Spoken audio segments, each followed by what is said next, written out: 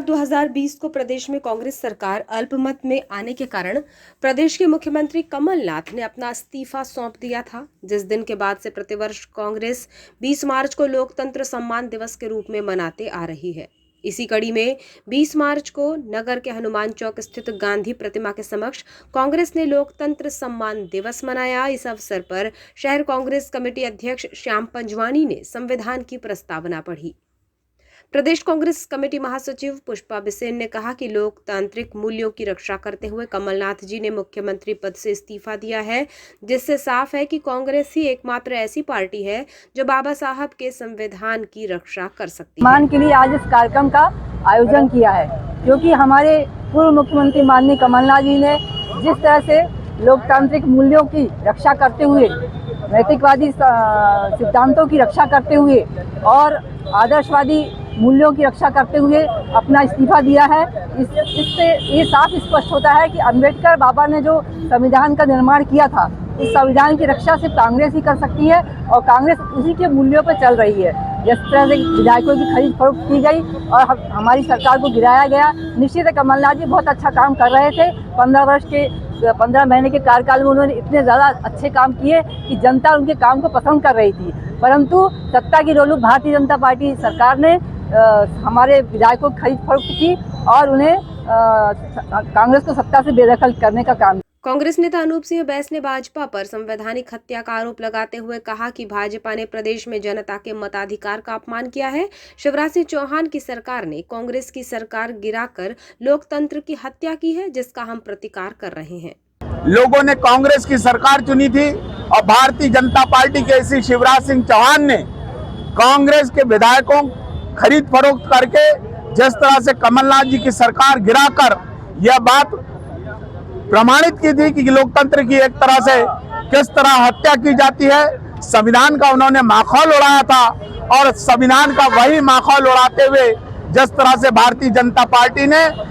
लोगों के मतों का अपमान किया था, उसी अपमान को दृष्टिगत रखते हुए आज 1 वर्ष होने पर हम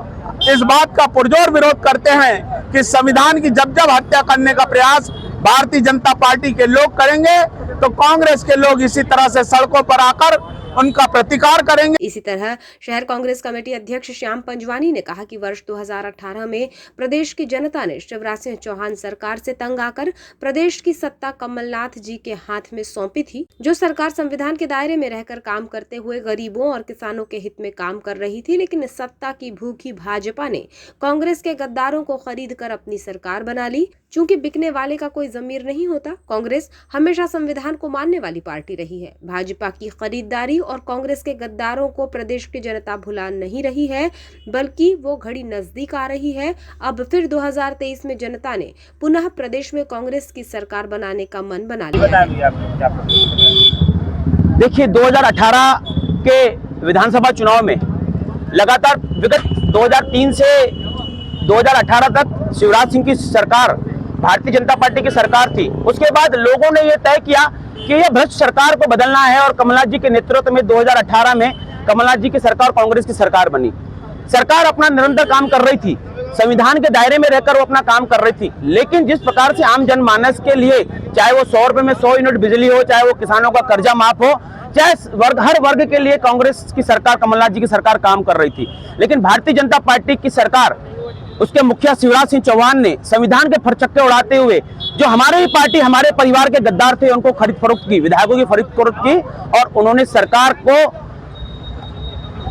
अल्पमत में लाकर उन खरीदे हुए विधायकों के साथ उन्होंने सरकार बना ली। यह मौका हमारे पास भी था। कमलनाथ जी चाहते तो इन खरीदे हुए विधायकों को पुनः खरीद कर, क्योंकि बिकने वाला एक बार बिके चाहे 10 बार बिके, वो बिक सकता था। हम उन्हें 25 करोड़ दिए, हम 50 करोड़ देते। पैसा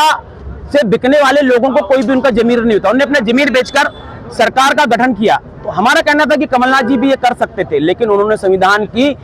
जो नैतिक जवाबदारियां हैं उसको निर्वहन किया। संविधान को सर्वोपरि मानते हुए इस पार्टी के नेता ने इस्तीफा दिया और शिवराज सरकार की पुनः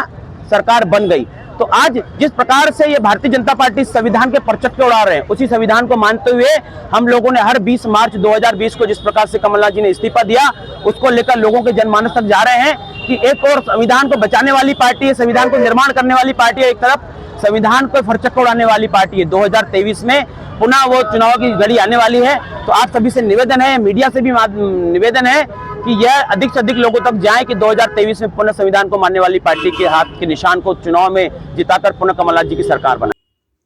इस दौरान प्रदेश कांग्रेस महासचिव श्रीमती पुष्पा बिसेन, अनूप सिंह बैस, जुगल शर्मा, सुशील पालीवाल, अंजू जायसवाल, महिला कांग्रेस अध्यक्ष श्रीमती रचना लिल्हारे, शहर कांग्रेस कमेटी अध्यक्ष श्याम पंजवानी, अल्लाह रखा, धर्मेंद्र बोपचे, केवल सिंह झारिया, डॉक्टर अमर बिसेन, अंशुल अवस्थी, दयाल वासनिक, रिकाब मिश्रा, निखिल गौतम, शैफाली बुधरानी, शानू राय, शेख अंसार, प्रवीण मदनकर सहित अन्य कांग्रेसी और कार्यकर्ता मौजूद थे।